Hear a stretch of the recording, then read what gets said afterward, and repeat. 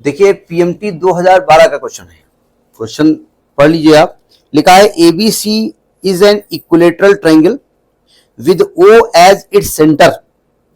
F1, F2 and F3 represent three forces acting along the sides AB, BC and AC. Direction का विशेष ध्यान रखा जाए, क्या बोल रहा है? Respectively, if the total torque about O is 0, then the magnitude of F3 is what? कुछ option दिए, ये डायग्राम हमने भाई जब बना दिया, देखो ध्यान से। एबीसी एक इक्विलेटरल ट्रायंगल है, समझ में आ गया। फोर्स F1 लग रहा है AB यानी A से B की तरफ, दिख रहा है आपको? आप यहीं पर बना सकते हो, ऐसा नहीं कि यहाँ पे लिख दो, आप इसको ना बढ़ाओ, उससे कोई मतलब नहीं है। फोर्स F2 लग रहा है अलोंग BC यानी B से C की तरफ, और ये A से C की तरफ लग रहा है, और O इसका सेंटर है। अब एक लफड़ा है, सेंटर कौन सा सेंटर भाई? सेंट्रॉइड है, आर्थो सेंटर है, इन सेंटर है। सेंटर का मतलब सेंट्रॉइड होता है, ठीक है। अब बाई चांस इक्विलेटरल ट्रायंगल एक खास बात है, इसके सभी सेंटर एक ही जगह होते हैं, चाहे वो आर्थो सेंटर का हो, चाहे इन सेंटर का हो, चाहे सर्कम सेंटर का हो, चाहे जो सेंटर का हो। अच्छा, अगर आप O के रेस्पेक्ट में मोमेंट लोगे तो मोमेंट का फॉर्मूला क्या होता है?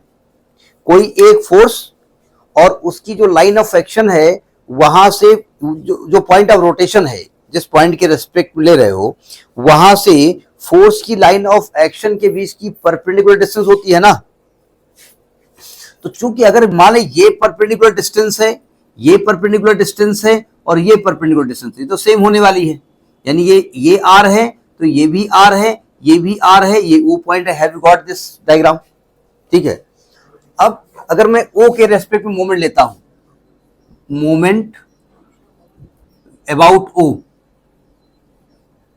टॉर्क, जिसको मोमेंट ऑफ फोर्स, मोमेंट बोले moment of force, moment of force का ही दूसरा नाम टॉर्क होता है। टॉर्क वो 0 है। टॉर्क का फॉर्मूला क्या होता है? सभी का सम करना पड़ेगा।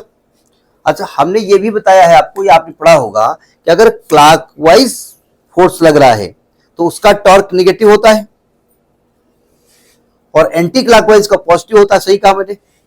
अब देखो, अगर मैं F1 की बात करता हूं और F2 F3 भूल जाओ, तो अगर F1 की बात करेंगे तो बताइए पूरा सिस्टम जो है वो O के रेस्पेक्ट में क्लॉकवाइज घूमेगा कि एंटी क्लॉकवाइज घूमेगा?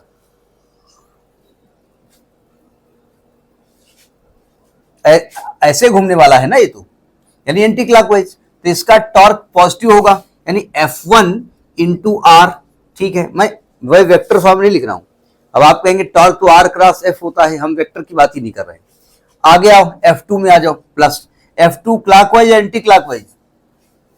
ये भी एंटी क्लॉकवाइज होगा O के रेस्पेक्ट में, तो ये भी प्लस में होगा। F2 into R, R capital माना कैपिटल लिख दो, प्लस F3 कौन सा वाइज घूमेगा? ये ऐसे घूमेगा ना क्लॉकवाइज, तो ये माइनस में आने वाला है। F3 into R is equal to 0। समझ में आई बात नहीं आई?